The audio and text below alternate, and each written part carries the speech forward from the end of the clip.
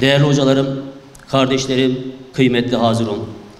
İnsan ve değer hareketi olarak gerçekleştirdiğimiz İslami Hareketlerin Paradigma Arayışı isimli sempozyumumuza hepiniz hoş geldiniz, şerefler verdiniz. Sunumlara geçmeden önce sözü kelamların en güzeli Allah kelamı ile başlatmak istiyoruz. Kur'an-ı Kerim tilaveti için Hüseyin Polat hocamızı kürsüye arz ediyorum. Buyurun hocam.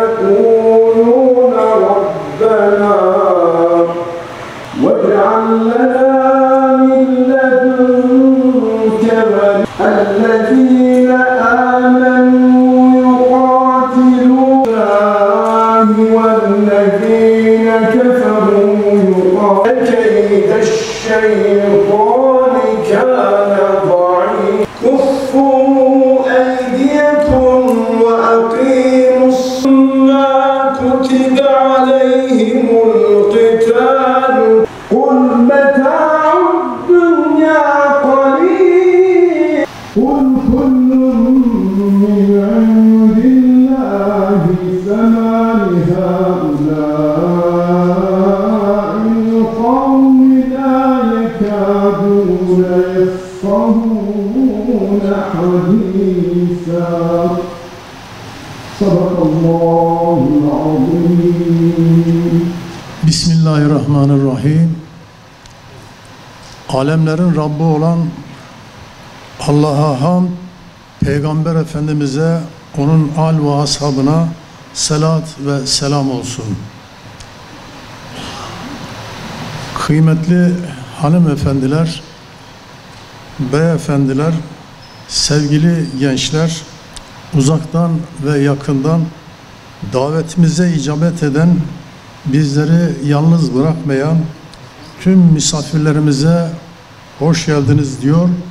Sizleri Allah'ın selamıyla selamlıyor. Allah'ın selamı, rahmeti, bereketi üzerinize olsun. Konuşmama başlarken öncelikle İslami harekete gönül veren, bu mücadele içinde bulunan, bu mücadelenin gelişmesi için mesailerinden, canlarından ve mallarından fedakarlık eden bütün mücadele insanlarını ve İslami hareket saflarında bulunan siz değerli katılımcıları saygıyla selamlıyorum.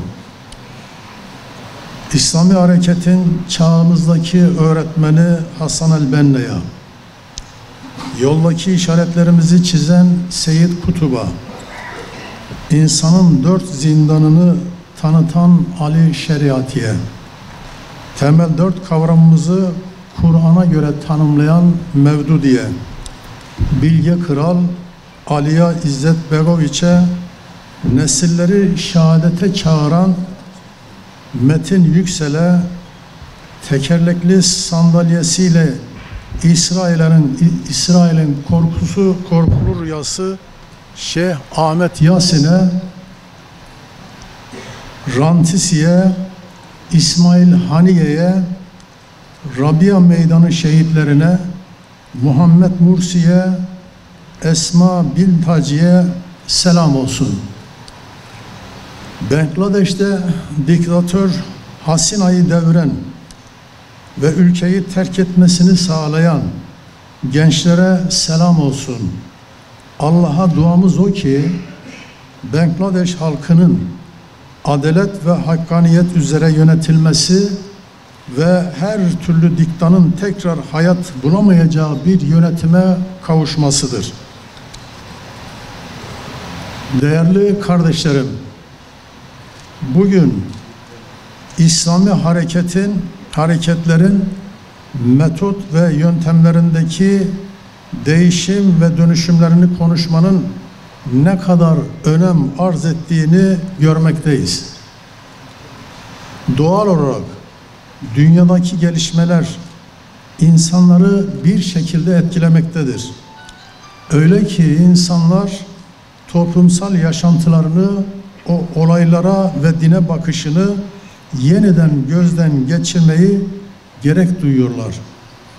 100 yıl önce merhum Mehmet Akif, İslam'ı asrın idrakine söyletmeliyiz diyerek bir çözüm önerisinde bulunmuştu.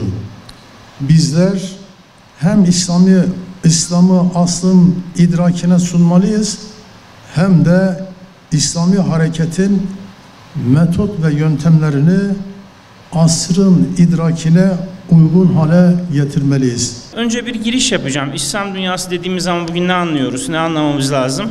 Daha da önemlisi gençlerimiz ne anlıyor? Çünkü görüyorum ki buradaki özellikle bazı büyüklerimizin zaten ömrü İslam coğrafyasını konuşmakla, anlamakla ve anlatmakla geçmiş. Ama acaba 30 yaş altı gençlerimiz acaba bizim burada İslam dünyası derken kastettiğimiz şeylerden ne anlıyorlar? Bence bu çok önemli bir nokta. Çünkü ben hem yaşım itibariyle hem çok fazla yerde hem yurt dışında hem Türkiye içerisinde sürekli seyahat halinde ve insanlarla sürekli temas halinde bulunduğum için şöyle bir handikap sezmeye başladım. Özellikle bu son 5-6 senedir, belki biraz daha geriye de götürülebilir. İnsanların birçoğu, hatta Müslüman camiada bizim yeni nesillerimiz bile buna katılabilir. Ya İslam dünyası diye bir şey diyorlar ama öyle bir dünya yok abi şeklinde bir ümitsizlik. Müslümanların yaşadığı bir takım sıkıntılara bakarak yapılan bir takım genellemeler. Sosyal medyanın tabii yıkıcı etkisi üzerinden sosyal medyadaki böyle bir takım böyle olumsuz propagandalarla Müslüman kardeşliğinin böyle çok da inanmaya gerek olmayacak bir hayalden ibaret olduğu şeklinde bir aşağılayıcı böyle bir tavır ki gençleri bu çok ciddi bir şekilde etkiliyor.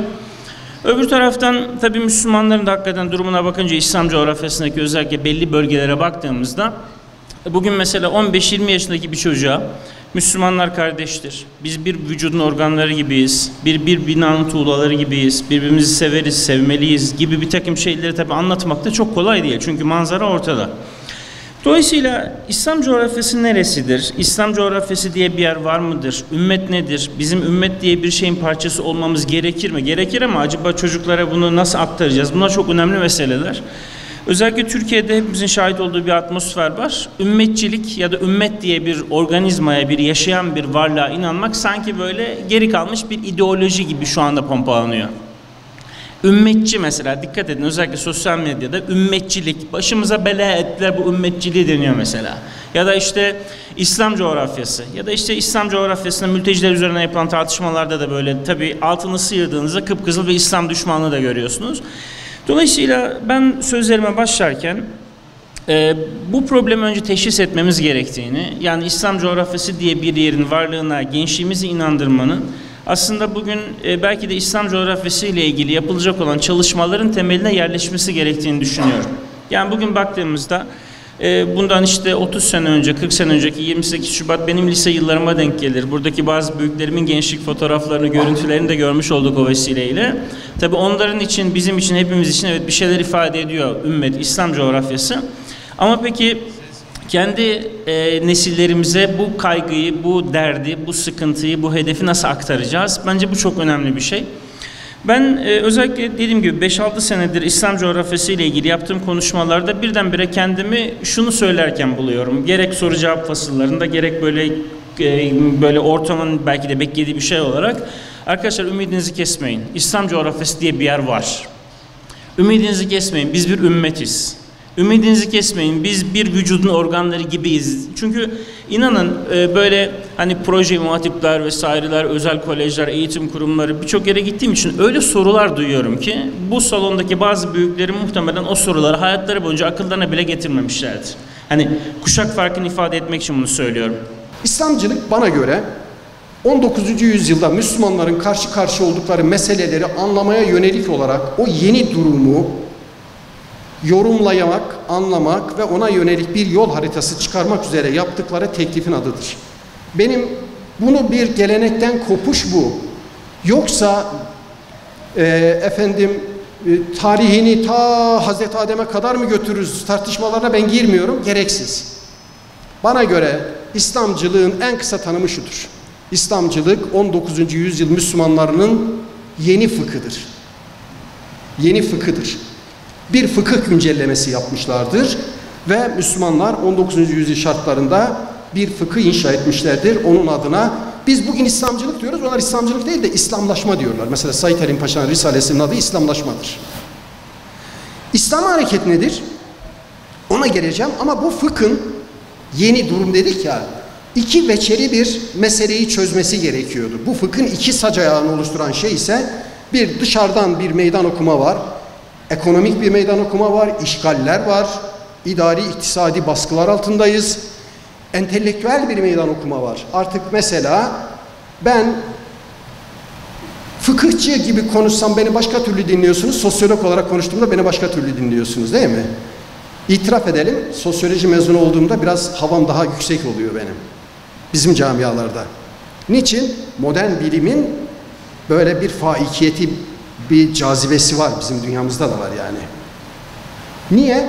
Çünkü Batı, tırnak içinde Batı, sorunlarını büyük ölçüde çözmüş, sistemini kurmuş, kurumlarını oluşturmuş, gündelik hayatın rutinini son derece verimli bir şekilde yönetebiliyor.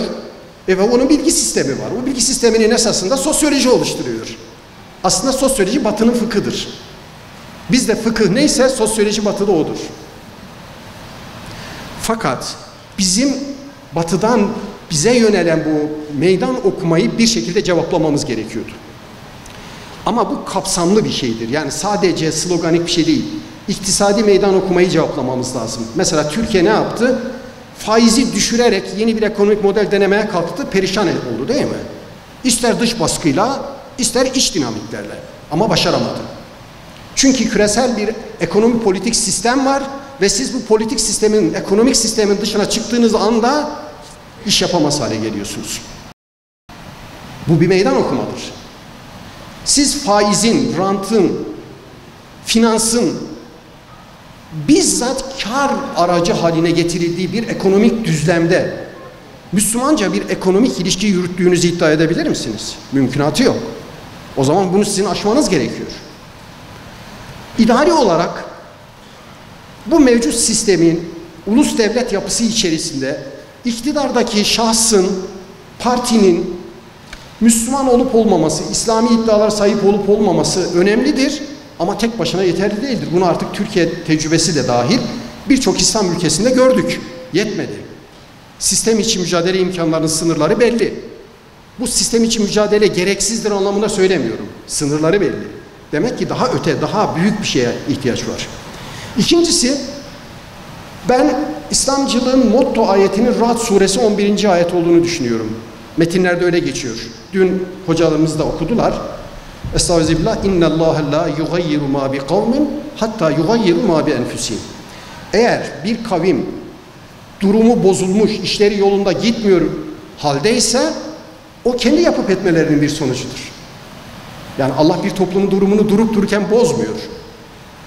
Öyleyse bunun mefhumu muhalifinden düşünürsek bir kavim durumunu düzeltmek istiyorsa yapıp ettiklerini gözden geçirecek ve o iyi sonuçları elde etmenin yolunu, yordamını, usulünü inşa edecek olursa sonuç değişir.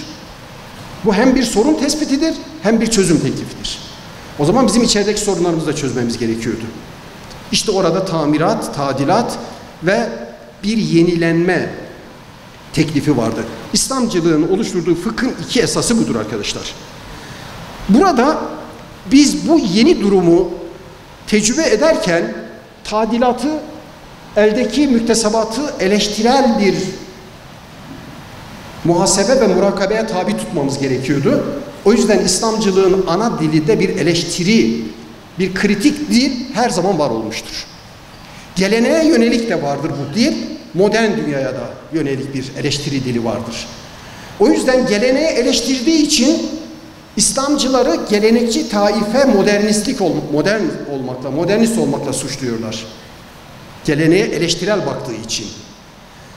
Modern dünyaya eleştirel baktıkları için de laik kesimler İslamcıları gelenekçi olmakla suçluyorlar. Benim kanaatim şudur: İslamcılık ne gelenekçidir ne modernisttir. İslamcılık bir ıslah ve ihya hareketidir. O yüzden gelenekle de ilişkisini, modern çağdaş dünyayla da ilişkisini bir eleştiri dili üzerinden kurar, bir ayıklamaya tabi tutar. Bismillahirrahmanirrahim. Elhamdülillah. Elhamdülillah. Elhamdülillah. Vessalatu vesselamu ala habibina imamil mücahidin. Resulina Muhammedin ibn Abdillah. Ve ala alihi ve sahbihi ve men valah. Rabbi şrah li sadri ve yessir li emri. Vahlul uqdeten min lisani yefkahu kavli. Değerli kardeşlerim, Mescid-i Aksa'da, Gazze'de, Beytül Makdis'te, Filistin'de bugün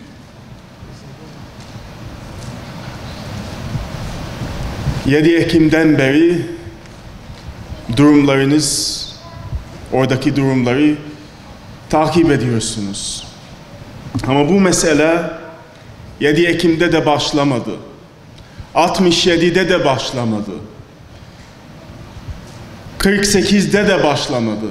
Bu mesele daha eski gidiyor. 1917'de İngiltere bir karar aldı. Filistin Yahudiler verilecek. Ama bu karar 100 sene önce aslında 1840'lerde orada bu toprakları Müslümanlar hükmetmek için bu toprakları onların elinde geçmek gerekiyor. Ve burası iki sebeple. Bir, dini bir sebep. Mesih'in ikinci gelişi için Yahudiler Filistin'e göndermek gerekiyor. Ve bugün Amerika'da destek oradan geliyor, oradaki evangelist Hristiyanlara. O harekat İngiltere'den başladı 1800'lerde. Ama bugün baktığımız zaman Filistin, bugünkü Filistin haritası İngiltere'de çizdi aslında. Ama o topraklar nasıl kaybettik haritada görüyorsunuz. Ama bu toprak çok küçük. Belki değil, kesinlikle Güneydoğu'dan daha küçük bir bölge. Filistin 27.000 kilometre kare. Büyük bir bölge değil. Ama burası Allah-u Teala'nın Kur'an-ı Kerim'de mukaddes topraklar, El-Ardul Mukaddese, Maide suresinde bu toprak bahsediyor. 5 sefer El-Ardul Mübareke kavramı, El-Ardul leti barakna fiha lil alemin, mübarek kıldığımız topraklar burası. Burası müminlerin kalbi. Ama biz bugün ona da o kalp herhalde çalışmıyor. 67'den beri Mescid-i Aksa Siyonistlerin elinde. 7 Ekim'deki Aksa tufanı bütün dengeleri değiştirdi. Hazreti Nuh döneminden bir tufan oldu. Kim geminin içinde kurtardı? Kim bu gemiye binmemişse Hazreti Nuh'un oğlu dahil hepsi helak oldu. Tufan bu anlamda veriyor. Bugün elhamdülillah, elhamdülillah Filistin'deki insanlar, Gazze'deki insanlar ankaz altından çıkıp elhamdülillah diyorlar. Vallahi size hakkımız halal etmeyeceğiz. Açık söylüyorlar. Çünkü bu ümmet onlara gerçekten yalnız bıraktı. Onlar az önce videoda duydunuz, oradaki yaşlı teyze çanta taşıyor. Onun oradaki dua diyor, çok ağır onun sözleri. O videoyu izleyin. Vallahi size şikayet ediyoruz. Şeyh Ahmed Yasin öncesinden ümmete şikayet ediyordu Allah'a. Aksa tufanı bütün şeyleri de değiştirdi. İlk defa İsrail gerçekten ne kadar zayıf bir yapı ortaya çıktı. 1500 mücahid İsrail itibarı yerle bir edildi. İsrail ne? İsrail'in bütün şeyle biliyor. İsrail ortadaki, dünyadaki en güçlü asker. Onlar da görüyorsunuz. Mücahidler tünellerden çıkıp 1000'den fazla tank patladılar. Düşün.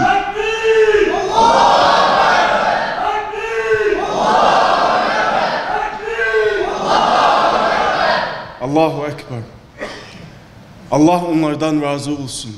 Çünkü onlar bu ümmetin onuru. Onlar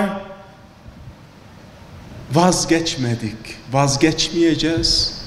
Ve bu davadan biz kalsak asla, duydunuz İsmail Haniye, canımız Mescid-i Aksa feda olsun ve gerçekten çocuklarımız o da gerçekten onların sözleri gerçekten tutuyorlar ve sahip çıkıyorlar. 7 Ekim'den sonra Ebu Ubeyde ümmete kaç defa seslendi? Ümmet, uyan! Ümmet, bu sizin için yapıyoruz. Ümmet, bize yalnız bırakmayın. Bir cevap geldi mi?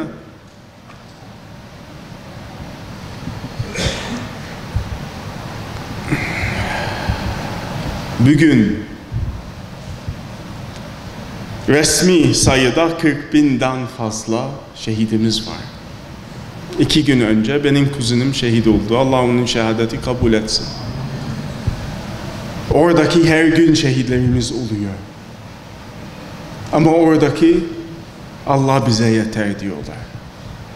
Hasbunallah ve ni'mel vekil. Camiler, Gazze'de camiler kalmadı. Hastanelerde kalmadı, üniversitelerde kalmadı. Konuşuyorum oradaki halalarım. Artık utanıyorum aramaya. Gerçekten bir bahanemiz kalmadı. Ne diyeceğim? Son bayramda bayramlaştık dedim, çok özür diliyorum. İlk günlerde her günde arıyordum. Ama şimdi internet üzerinden haberleri takip ediyoruz. Onlar bize mesaj gönderiyorlar, babama gönderiyorlar. Elhamdülillah hala yaşıyoruz. Ve halam sordum. Dedim onların durumu iyi. Gülüyordu. Elhamdülillah iyiyiz, hiçbir sıkıntımız yok. Dedim durumlarınız gerçekten nasıl? Ne yiyorsun, ne içiyorsun? Dedi elhamdülillah eskiden yemeklerimiz çok. Şimdi günde bir lokmayla idare ediyoruz.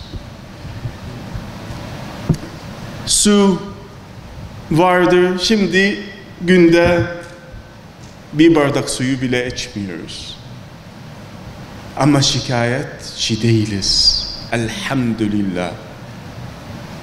Elhamdülillah. Onlar videolardan herkes şahit oldu. Oradaki insanların sabrı ve metaneti. Ben Filistin'de yaşadım, El-Halil'de. Gazze'de 88'de ziyaret ettim. İnsanlar nasıl yaşıyorlar orada anlamıyordum. Bugün nasıl yaşıyorlar? Sadece Allah'ın inayetiyle evleri kalmadı. Halalarım çadırdan, evden yıkıldı. Ama hiçbir zamanda bu durum ne zaman bitecek? Neden Hamas böyle bir şey yaptı? Sonra 7 Ekim'den sonra Müslümanlar dünyada neden böyle bir şey yapıyorsunuz? Gerçekten. Filistinliler toprak sattı Türkiye'de, yayıldı. Gerçekten. Biz neredeyiz ve insanlar nerede? Filistin'de bir atasözü var. Kim ateş içinde elleri vardır, dışarıdaki gibi değil. Yani kim bu şeyi hissediyorsa ve hissetmeyenlere büyük bir fark vardır. Ama oradaki kardeşleriniz senin adına bu mücadele veriyorlar. Ona bilin. Ümmetin adına veriyorlar. Mescid-i Aksa sadece Filistinli bir mescid değil. Nasıl Kabe Saudilerin değilse Mescid-i Aksa sizin Mescid-i Aksa'nız. Gazze'de hiçbir ev kalmadı. Orada her evin içinde bir şehit, bir yaralı, açlıktan ölen, onlar da oradaki asla vazgeçmeyeceğiz insanlara şey yapıyorlar. Ama Siyonistler orada durmayacak. Gazze'yi imha etmeye çalışıyorlar ama o kadar değil. Daha fazlası vardır. Amacı nedir? Mescid-i Aksa yıkmak ve oradaki o kızıl inek hikayesi duydunuz. Ama daha fazlası ondan sonra bu Arz-ı Mev'ud. Arz-ı Mev'ud nereye kadar? Vallahi billahi tallahi bugün Gazze düşerse yarın Mescid-i Aksa, 3. günde Malatya, Güneydoğu onların elinde olacak. Onların hedefi açık bir şekilde bu sefer açık söylüyorlar. Bu toprak bizim topraklarımız, asla oraya kadar alacağız. Ve onlar da açık bir şekilde bu meseleye söylüyorlar.